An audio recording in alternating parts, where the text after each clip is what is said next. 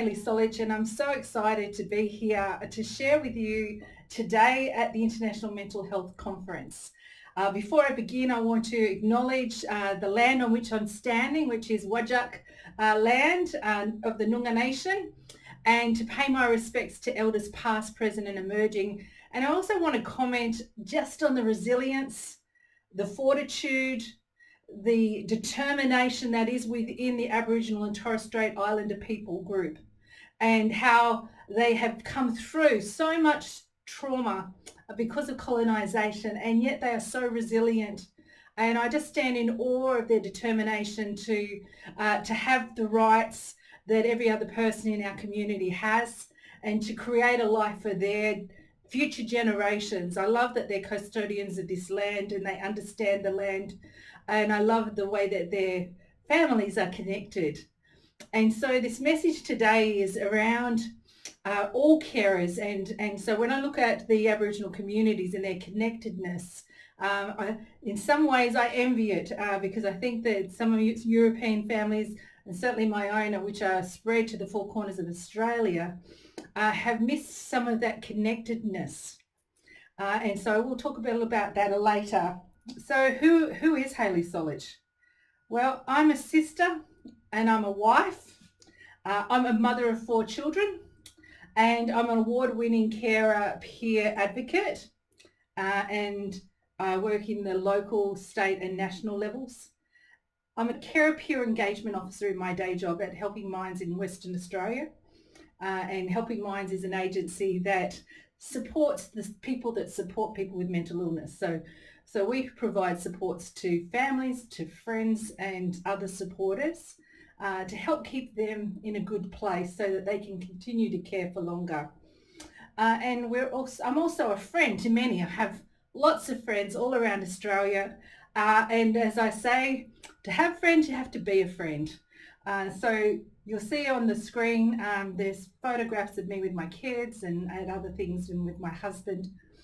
I care for 5 family members with mental illness in varying degrees. We're a family that's come through complex trauma. So when I speak about some of these things, I'm speaking from my own personal experience, and I'm also speaking from the shared experience I've had of working with other carers at the national, local and state levels. And their stories have influenced me as well in understanding how difficult this pathway can be and what's required for us to be able to have a better experience. In my day job at Helping Minds, I'm currently training clinicians in hospitals and community mental health services in how to engage with carers. So the information I'm sharing is coming from all of that work that I've been doing and the things that I have learned sitting on committees at the National Mental Health Consumer and Carer Forum, and being part of consultation processes as well. So what are we going to do in today's session? So today's session, there are 4 key things that I want to address in my presentation. The first is the language of care is a barrier. Second is, if knowledge is power, then sharing knowledge is powerful. Number 3, communities must intentionally create opportunities for carers if they want them to be productive, engaged and connected.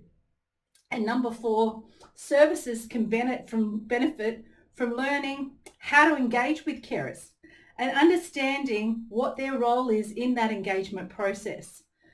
And that last one in particular has come out of this training I've been doing. I've been using a 2-way interactive process when I go to train. I'm currently delivering training for the WA Mental Health Commission. This is through Helping Minds on this booklet, which is called A Practical Guide to Working with Carers of People with Mental Illness. And it has 6 partnership standards which are mapped against the national standards and against the Mental Health Act and the Carers Recognition Act and the Office of the Chief Psychiatrist standards.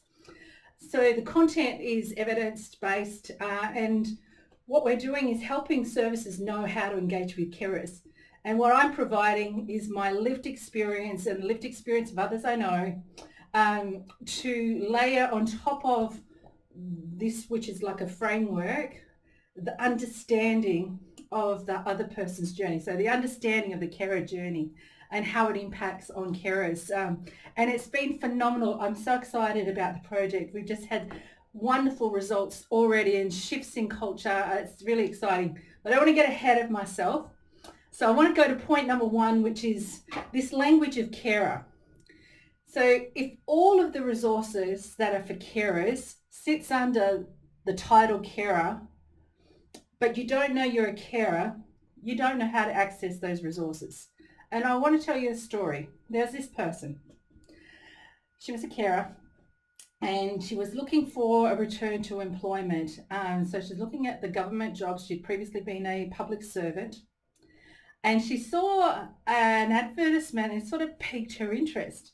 There were two positions. There was a consumer consultant and there was a carer consultant. It was for the mental health service in WA.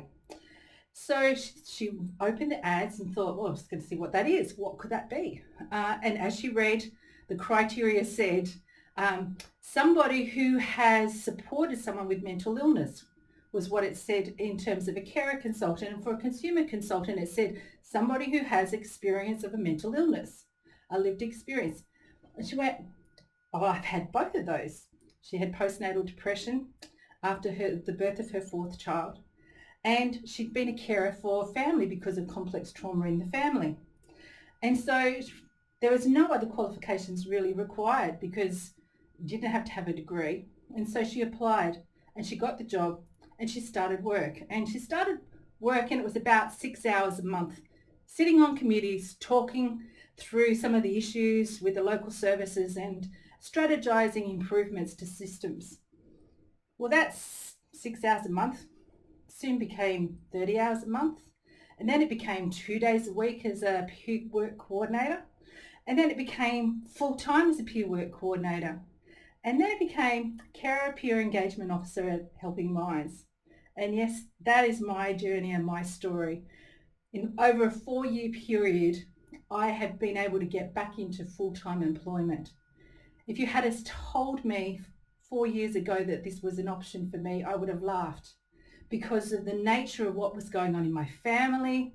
I was trying, at that time I was working a business I had created around family, and really I was only doing it very part-time because of the episodic nature of mental illness. So how did my getting a job in mental health services and having some income come into my family change how we were? And what did it give me access to? So the first thing it gave me access to was understanding and knowledge, which is my second point. That when we have access to knowledge, we have the power to transform. So for me, prior to my working in mental health services, I didn't know what supports were available. I didn't know that there was a mental health emergency response line that I could phone when things were going on that I didn't understand how to handle. And I'll give you an example of that in a moment. And I didn't know that there were support services that could come into my home and support some of my loved ones to become more empowered and to be more independent. These are things I learned once I was working inside of a mental health service. And I consider myself to be quite active. I'm very, engaged with technology. I was the editor of a magazine. So I had the skills to go and find that information, but for some reason I didn't. And for some reason a lot of carers don't. And sometimes even if they do know, it's scary to connect. So I just learned from this experience that transformation can happen for a whole family group, because what happened for us is, as I started to get knowledge and as I started to find out where to connect, I could then connect my family into what they needed. And person by person, they started to recover. And our family started to get back to being more like a normal family. And most recently, because I started work full-time in March this year, we've had the finance to get a new car. I don't get in my car and go, oh my God, my tires are bald and the windscreen has got a crack in it. Am I going to be pulled up today and the car be yellow stickered? which was my daily concern for a long period of time. We, as a family, we existed on under 50,000 for 6 people for decades. My children know what real poverty feels like. I know what it's like to beg nappies for 3 children when they were under 5. So it's this process of reconnection and opportunity and knowledge created pathways for my whole family. And that's my next point, which is around as a community, we need to create the opportunities for carers. We need to create those soft entry points back into work. I am so grateful for Helping Minds because they give me the flexibility to do what I need to do. They support my national advocacy work. They support my local advocacy work and the state advocacy work. They give me the opportunity to be engaged in programs which are just absolutely thrilling to my heart, to go out into a service and to see the culture change and for it to be tangible. One of the nurses said to me after I presented on consent, she said, prior to you training us, this was one of the African nurses, prior to you training us, I didn't know how to handle an upset carer. I just used to avoid them. She said, but now I feel confident. I feel like I know what to do because I trained that group that they don't have to tell information that's private and confidential that would get them into trouble in terms of the law. But what they do have to do is manage the relationship and manage the moment where you may have a frustrated carer because they can't get the information they need. And they need to manage the moment and refer that carer to someone who can support them to know what their rights are or to manage their frustration and what might be going on for them. And this knowledge of what is available out there for carers, this knowledge of you're a carer and I'm going to help you identify that you're a carer, it's powerful. And when we share that knowledge of what's available and we connect people by creating soft entry pathways back into employment, we have the opportunity to transform whole families. My family is transformed because now I have funds. I can support my kids who are all living independently. I can support my partner who can't work currently. And we don't have the friction and the frustration that we did have when we were in poverty. It was a very real problem for us. So as a community, I want us to put our creative thinking hats on and go, well, what could we do? How could we connect people who are carers, people who are limited in their time and their availability, people who are concerned about their loved ones? I mean, part of the NDIS, and as frustrating as NDIS has been to transition across, part of NDIS thinking is that respite looks like a carer being freed up to then become productive, freed up to then go and work, freed up to then go and connect with community. So we need these supports in place so that the people who are caring get a break and get to do something that's going to develop them. I want you to consider the financial cost. Currently, according to the Mind Report of 2015, carers are saving our country approximately $13 billion a year. That's just mental health carers. It's a phenomenal amount of money. We need our carers to be functional. We need them to be healthy. We need them to know that they're supported and cared for. And we need to create these pathways for them in the community because the end result can be transformation of the whole family, as has been my experience. It's a really powerful thing. So how do we get this better service engagement with carers? And this is the 4th point. I am loving implementing the guide. The guide has 6 standards in it, partnership standards that is, that help the service to look at itself and to there's some evaluation tools in there where the individual in the service is asking themselves, how am I going?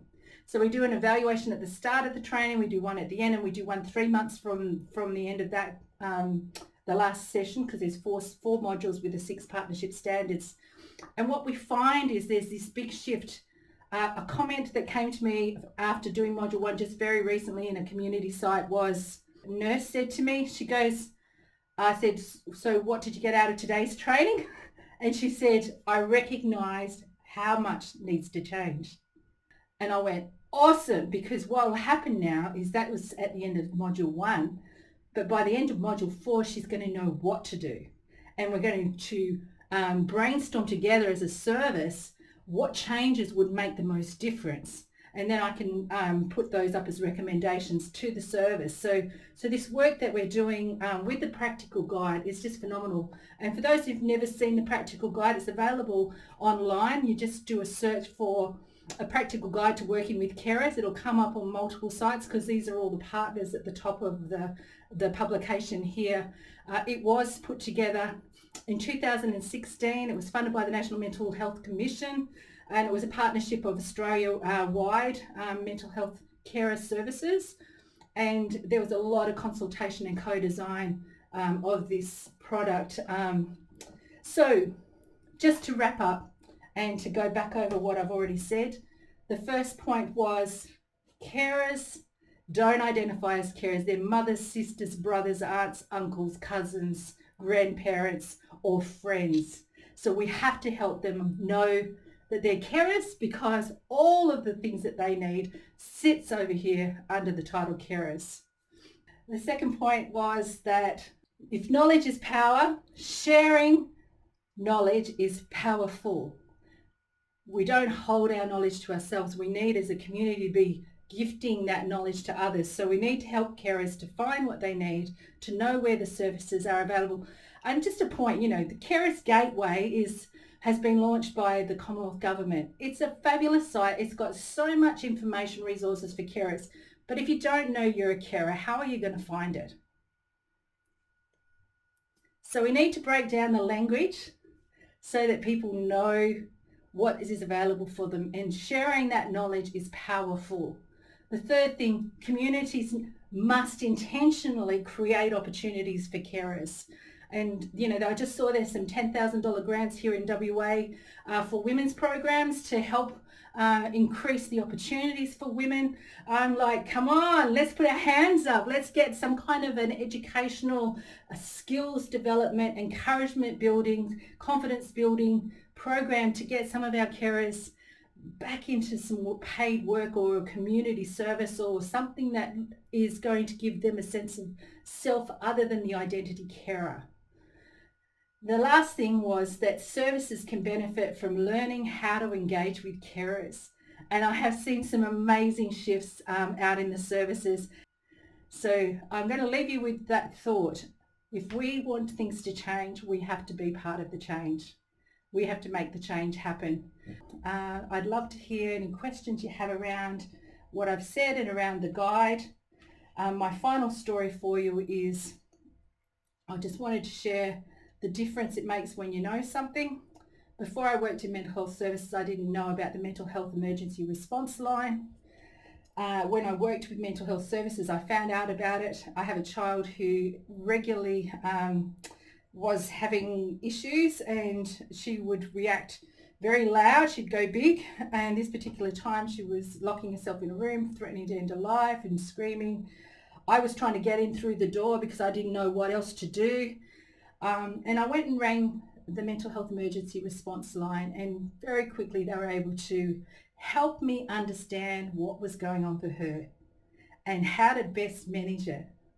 If you can give that gift to another carer of understanding what might be going on in their world and knowing how to manage it, you have changed the life of that particular family group.